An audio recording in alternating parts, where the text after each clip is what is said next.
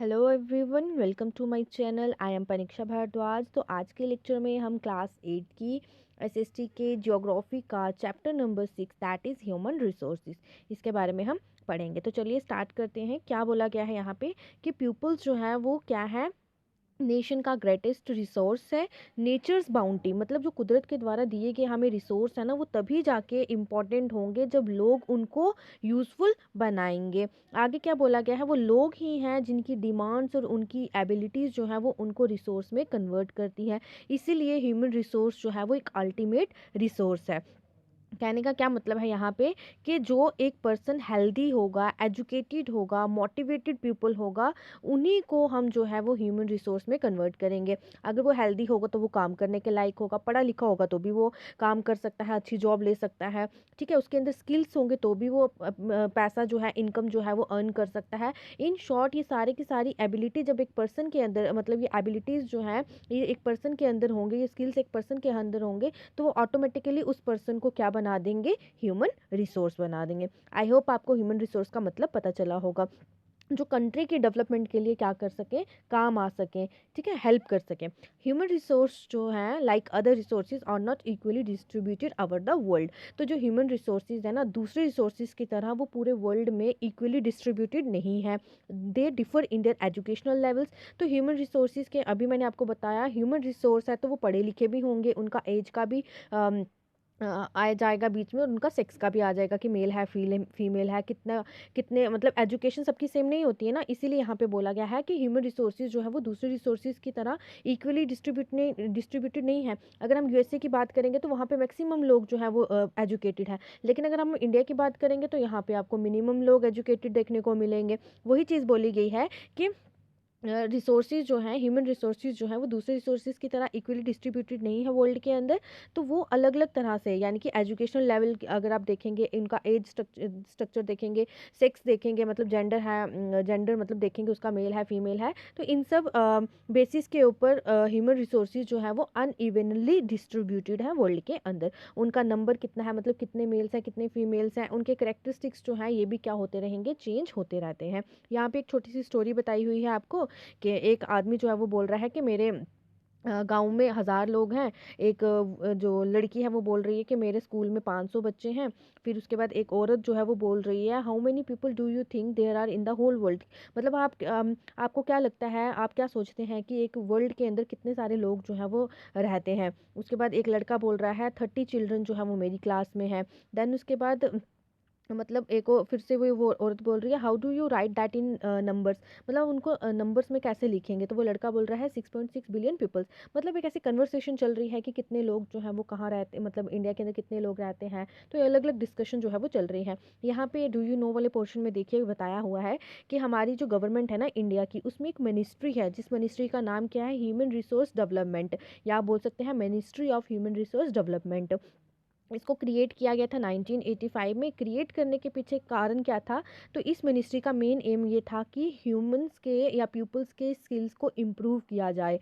This just show how important people are as a resource for the country. तो इसी चीज़ से ये पता चलता है कि लोग जो हैं वो कितने ज़्यादा इम्पॉर्टेंट है कंट्री के लिए एज अ रिसोर्स, ठीक है। अगर उनके स्किल्स अच्छे होंगे वो काम करेंगे और कंट्री की डेवलपमेंट में अपना योगदान देंगे, ठीक है। दैट्स वाई ये जो मिनिस्ट्री है ह्यूमन रिसोर्स डेवलपमेंट की, ये क्रिएट की गई ताकि लोगों के स्किल्स को क्या किया जा सके, इम्प्रूव किया जा सके।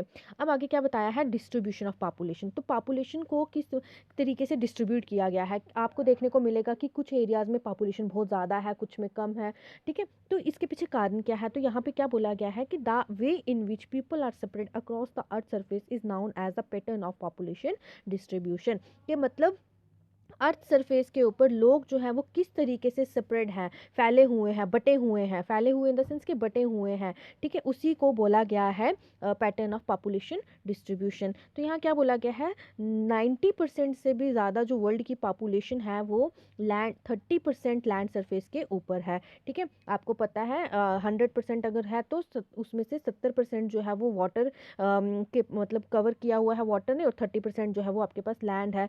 तो उस 30% के ऊपर 90% से भी ज़्यादा पॉपुलेशन जो है वो क्या है, रह रही है।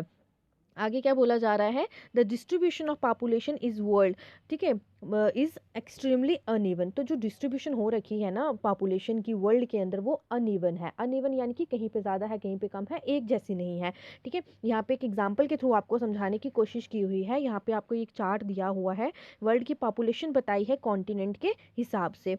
तो यहाँ पे देखिए, ये जो आपके पास ये येलो कलर में आ रहा है, तो ये एशिया की पॉपुलेशन है, ठीक है। मतलब यहाँ ये बताया है कि अगर वर्ल्ड के अंदर 100 लोग हैं तो उस 100 में से 50 से ज़्यादा लोग जो हैं वो एशिया के अंदर हैं, एशिया कॉन्टिनेंट के अंदर हैं। देन उसके बाद जो है ये आपके पास ये जो रेड रेड से रेड में आ रहे हैं, या आप ऑरेंज भी बोल सकते हैं, इसमें जो है ये यूरोप के कॉन्टिनेंट में इतने लोग हैं। उसके बाद ये जो पर्पल में है ये आपके अफ्रीका के अंदर है। उसके बाद ये जो ब्लू में है ये सेंट्रल एंड साउथ अमेरिका में आ जाते हैं। और उसके बाद आपके पास जो है ये देखिए, ये जो रेड में है ये नदर्न अमेरिका में है, और ये जो ग्रीन में है ये आपका Australia, New Zealand and the Pacific island. मतलब ये एक ऐसे एग्जाम्पल के थ्रू आपको यहाँ बताने की कोशिश की हुई है कि अगर आपके यहाँ पे मतलब अगर पूरे वर्ल्ड के अंदर 100 लोग हैं तो उस 100 लोगों में से देखिए 50 से ज़्यादा लोग तो सिर्फ और सिर्फ एशियन कॉन्टिनेंट में हैं। तो सोच लीजिए एशिया की आबादी कितनी ज़्यादा है।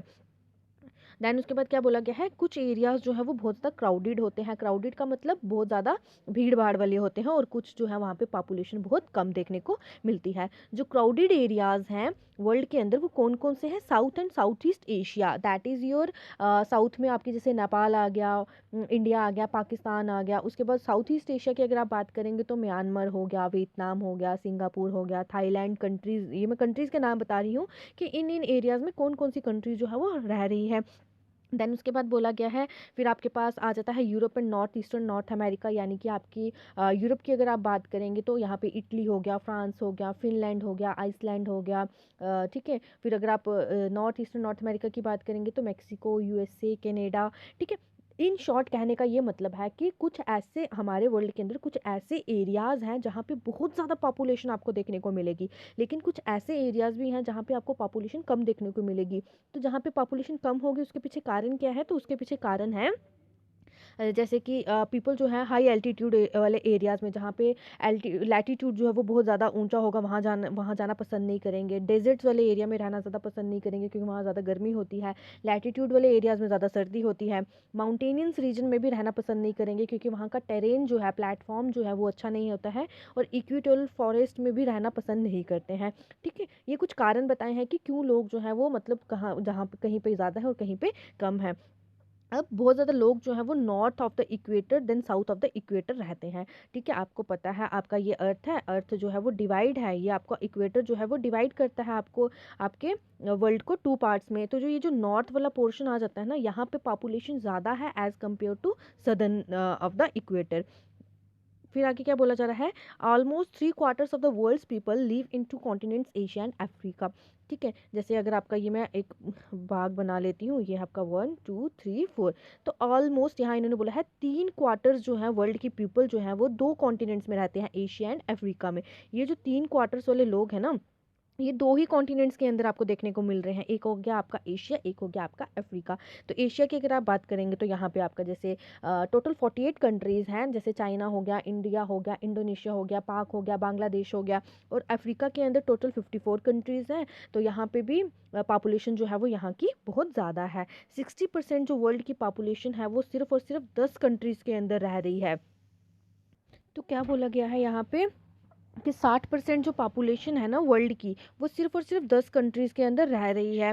और सब जो हैं all of them have more than 100 million people, और इन 10 कंट्रीज़ में 100 मिलियन पीपल जो हैं एक एक कंट्री के अंदर जो है वो रह रहे हैं। अभी कंट्रीज़ कौन कौन सी हैं, यहाँ पे देखिए सबसे पहले चाइना है। और अगर आप बात करेंगे सबसे ज़्यादा most populous country in the world is China. अभी ये भी बोला गया है 2030 तक, मतलब 30 आते आते इंडिया जो है वो चाइना को ओवरटेक कर लेगा, और इंडिया जो है वो मोस्ट पॉपुलस कंट्री बन जाएगा वर्ल्ड की। उसके बाद इंडिया की देखिए, चाइना की पॉपुलेशन जो है वो कितनी है, 1300+। इंडिया की जो है वो 1200 है। यूएसए की जो है वो 200+ है, 300+ भी बोल सकते हैं आप। ब्राज़ील, इंडोनेशिया, ये सब मतलब ये 10 कंट्रीज़ बताई हुई हैं आपको वर्ल्ड की, जहाँ पे सबसे ज़्यादा पॉपुलेशन जो है वो देखने को मिलती है। आगे क्या बोला गया है, चलिए देखते हैं। ये वाला पोर्शन हमने देख लिया है। नेक्स्ट हम अब देखते हैं यहाँ क्या बोल रहा है, डेंसिटी ऑफ पॉपुलेशन। अब डेंसिटी क्या होता है, घनत्व, मतलब कितनी घनी है पॉपुलेशन, ठीक है, कितनी घनी है। पहले हमने देखा डिस्ट्रीब्यूशन के, पॉपुलेशन जो है वो कहाँ कहाँ डिस्ट्रीब्यूटेड है, क्यों मतलब अलग अलग जगहों पे क्यों रहती है, तो उसके पीछे भी कारण है। कहीं पे मतलब हिली एरियाज में पॉपुलेशन रहना पसंद नहीं करेगी, पानी की वजह से हो गया, क्लाइमेट की वजह से हो गया, वो फैक्टर्स हम अभी आगे देखेंगे। तो डेंसिटी क्या होती है, डू यू नो वाला पोर्शन देखिए क्या बोला गया है, average density of population in India is 382 persons पर स्क्वायर किलोमीटर, के मतलब एक स्क्वायर किलोमीटर के अंदर कितने पर्सन्स रहते हैं उसी को डेंसिटी बोला जाता है। यही चीज़ यहाँ पे आगे लिखा हुआ है, पॉपुलेशन डेंसिटी जो है वो number of people living in a unit area of the earth surface, earth surface के ऊपर एक यूनिट के अंदर कितने लोग जो हैं वो रह रहे हैं, वो होता है हमारे पास population density. Normally expressed as per square kilometre, इसको एक्सप्रेस कैसे किया जाता है, एक स्क्वायर किलोमीटर के अंदर कितने लोग जो है वो रह रहे हैं। जो एवरेज डेंसिटी है पॉपुलेशन की वर्ल्ड के अंदर वो है 51 पर्सन्स पर स्क्वायर किलोमीटर। अगर आप पूरे वर्ल्ड को देखोगे तो वर्ल्ड के अंदर मतलब 51 स्क्वायर किलोमीटर के अंदर कितने लोग जो है वो एक एरिया के अंदर रह रहे हैं, वो वहाँ की डेंसिटी को रिप्रेजेंट करता है। South central Asia has the highest density of population. South जो है देखिए, साउथ जो है, साउथ सेंट्रल एशिया जो है ना, वहाँ पे पॉपुलेशन की डेंसिटी बहुत ज़्यादा है। उसके बाद आ जाता है east and south east Asia, ठीक है। सबसे ज़्यादा डेंसिटी ऑफ पॉपुलेशन जो है वो सेंट्रल एशिया में देखने को मिलती है, और उसके बाद ईस्ट में और साउथ ईस्ट एशिया में, ठीक है। देखिए यहाँ पे दो बच्चे बातें कर रहे हैं, ये डेंसिटी ऑफ पॉपुलेशन को ही एक्सप्रेस कर रहा है।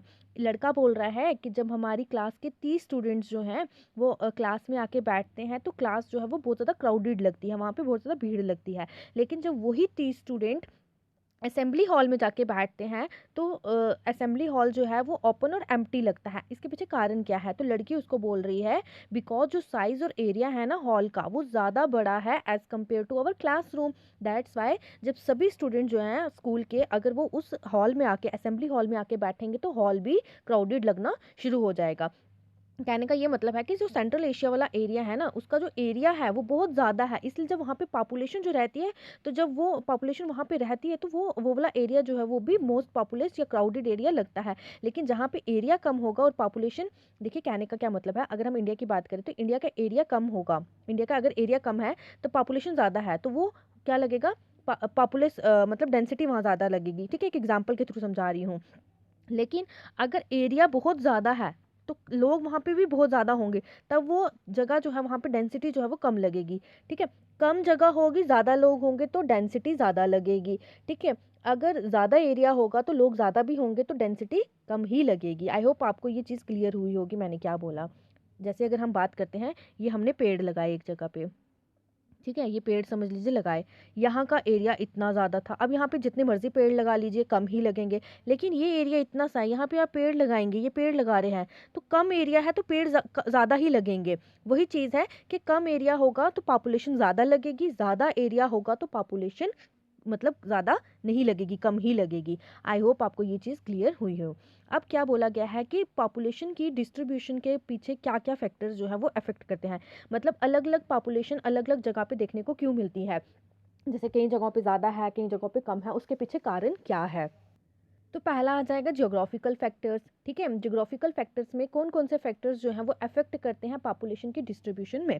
पहला आ जाता है टोपोग्राफी, तो टोपोग्राफी जो है वो स्टडी है किसकी, लैंड की, मतलब स्टडी के लैंड के फिजिकल फीचर्स को स्टडी करना, चाहे वो नेचुरल हो चाहे वो आर्टिफिशियल हो। तो कुछ लोग क्या मैक्सिमम लोग जो है वो प्रेफर करते हैं प्लेन एरियाज़ को rather than mountains and plateaus, क्योंकि प्लेन एरियाज़ में फार्मिंग भी मतलब एग्रीकल्चर अच्छे से हो सकता है, मैन्युफैक्चरिंग वहाँ पे अच्छे से की जा सकती है, वहाँ पे सर्विस एक्टिविटीज़ जो है सामान को एक जगह से दूसरी जगह पहुँचाने में भी कोई प्रॉब्लम नहीं आएगी। लेकिन माउंटेनियंस और प्लेट्यूज़ में ये प्रॉब्लम आती है, इसलिए लोग जो है वो प्लेन एरियाज़ को प्रेफर करते हैं। तो जहाँ पे प्लेन एरियाज़ होंगे वहाँ पे पॉपुलेशन ज़्यादा होगी, और जहाँ पे माउंटेन्स और प्लेट्यूज़ होंगे वहाँ पे पॉपुलेशन कम कम होगी। जो गंगा प्लेन्स हैं वो मोस्टली डेंसली पॉपुलेटेड एरिया है वर्ल्ड का, while mountains like Andes Alps and Himalayas यहाँ पे पॉपुलेशन जो है वो कम देखने को मिलेगी। अब आता है क्लाइमेट, तो पीपल जो है वो एक्सट्रीम क्लाइमेट को, जहाँ पे ज़्यादा ठंड होगी या जहाँ पे बहुत ज़्यादा गर्मी होगी वहाँ पे अवॉइड करते हैं रहना, ठीक है। जैसे सहारा डेजर्ट हो गया, यहाँ पे बहुत ज़्यादा गर्मी होती है, उसके बाद पोलर रीजन्स हो गए रशिया के, कनाडा के, अंटार्कटिका के, यहाँ पे बहुत ज़्यादा ठंड होती है, तो इन एरियाज़ में लोग रहना कम पसंद करेंगे। सॉइल, जहाँ पे सॉइल की फर्टिलिटी ज़्यादा होगी लोग वहीं पे ज़्यादा जाकर रहेंगे, बिकॉज मैक्सिमम लोग जो है वो एग्रीकल्चर के ऊपर डिपेंड करते हैं, और वहाँ अगर फर्टाइल सॉइल होगी तो एग्रीकल्चर भी अच्छा होगा। फर्टाइल प्लेन जैसे कि गंगा और ब्रह्मपुत्र जो है इंडिया के अंदर, हवांग ही चाइना में है, चैंग जियांग ये भी चाइना में है, और नाइल जो कि इजिप्ट में है, यहाँ पे पॉपुलेशन जो है वो बहुत ज़्यादा देखने को मिलेगी। बिकॉज एक तो यहाँ पे रिवर्स पास में है, और दूसरा यहाँ पे क्या है, आपका जो सॉइल है वो भी बहुत फर्टाइल है और एग्रीकल्चर के लिए सूटेबल है, इसलिए यहाँ पे लोग ज़्यादा देखने को मिलेंगे। वाटर की अगर आप बात करें तो लोग जो हैं वो ऐसे एरियाज़ में ज़्यादा रहना पसंद करेंगे जहाँ पे फ्रेश वाटर जो है वो ईजिली अवेलेबल हो जाए, और जहाँ पे रिवर वैलीज़ होंगी वहाँ पे वर्ल्ड वर्ल्ड की जहाँ पे रिवर वैलीज़ है वहाँ पे पॉपुलेशन जो है वो ज़्यादा है, और जहाँ पे डेजर्ट्स हैं वहाँ पे पॉपुलेशन कम है।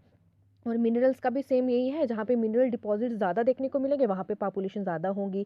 जैसे कि साउथ अफ्रीका में डायमंड माइंस जो है वहाँ पे लोग ज़्यादा हैं, और मिडल ईस्ट में वहाँ पे ऑयल की डिस्कवरी हो रखी है, वहाँ पे लोग जो हैं वो भी ज़्यादा हैं। तो ऐसे एरियाज़ में लोग जो है वो ज़्यादा क्या करते हैं, रहना पसंद करते हैं, जहाँ पे उनको मिनरल के डिपॉजिट जो है वो ज़्यादा से ज़्यादा मिल सके। ये तो अभी हमने देखे जियोग्राफिकल फैक्टर्स, अब हम देखते हैं social, cultural and economic factors. तो अगर हम सोशल फैक्टर देखें तो जहाँ पे हाउसिंग जो है, रहने की जगह अच्छी होगी, एजुकेशन अच्छी होगी, हेल्थ फैसिलिटीज़ अच्छी होंगी, तो वहाँ पे लोग जो हैं वो ज़्यादा से ज़्यादा रहना पसंद करेंगे। जैसे पुणे हो गया, दिल्ली हो गया, बेंगलोर हो गया। फिर आ जाता है कल्चरल, तो जहाँ पे लोगों अपने रिलीजन या उनको कल्चरल सिग्निफिकेंस ज़्यादा दिखेगा तो वहाँ पे लोग ज़्यादा अट्रैक्ट होंगे। जैसे वाराणसी में आपको हिंदू लोग ज़्यादा देखने को मिलेंगे। फिर जेरूसलम, यानी कि जहाँ पे जीसस के लोग जो हैं, जीसस जो है धर्म के लोग वहाँ पे देखने को मिलेंगे। वेटिकन सिटी जो है, यहाँ पे रशियन पीपल्स आपको ज़्यादा देखने को मिलेंगे, बिकॉज ये अपने रिलीजन और अपने कल्चर के को लेके ज़्यादा अट्रैक्टेड हैं, मतलब उनको लेके ज़्यादा क्या बोल सकते हैं आप, संजीदा लोग हैं ये अपने धर्म को लेके, अपने कल्चर को लेके, इसलिए ये लोग जो हैं वो ऐसे एरियाज़ में रहना, कुछ लोग जो हैं वो अपने रिलीजन और अपने कल्चर से रिलेटेड जगहों पे रहना ज़्यादा पसंद करते हैं। फिर आता है इकोनॉमिक, तो इकोनॉमिक फैक्टर जो है जहाँ पे इंडस्ट्रियल सेक्टर ज़्यादा होगा, तो वहाँ पे लोग ज़्यादा रहना पसंद करेंगे, क्योंकि इंडस्ट्रियल सेक्टर से एम्प्लॉयमेंट जनरेट होगी और एम्प्लॉयमेंट से पैसा आएगा। तो लोग जहाँ पे पैसा देखेंगे वहाँ पे ज़्यादा, मतलब जहाँ से उनको लगेगा हमारा इनकम का सोर्स बन सकता है, वहाँ पे भी रहना वो पसंद करेंगे। जैसे बहुत सारे लोग जो हैं वो ओसाका जो कि जापान में है, मुंबई जो कि इंडिया में है, ये टू डेंसली पॉपुलेटेड एरियाज़ हैं हमारे एशियन कंट्रीज़ के अंदर, जहाँ पे बहुत सारे लोग जो हैं वो अट्रैक्ट होते हैं, बिकॉज ये इंडस्ट्रियल सेक्टर है, और इंडस्ट्रियल सेक्टर होने की वजह से यहाँ से इकॉनमी जो है वो ज़्यादा से ज़्यादा डेवलप होगी। तो आई होप आपको आज का ये जो लेक्चर है अच्छे से समझ आया होगा। यहाँ तक आपके बच्चे कोई डाउट है या कुछ समझ नहीं आया हो तो आप मुझे कमेंट सेक्शन में पूछ सकते हैं। इसके आगे वाला जो पोर्शन है वो हम नेक्स्ट वीडियो में लेके आएंगे। डाउट होगा तो कमेंट सेक्शन में पूछ लीजिएगा। वीडियो अच्छी लगी हो तो लाइक करिएगा, शेयर करिएगा, चैनल को सब्सक्राइब करना ना भूलिएगा। Thank you and have a wonderful day.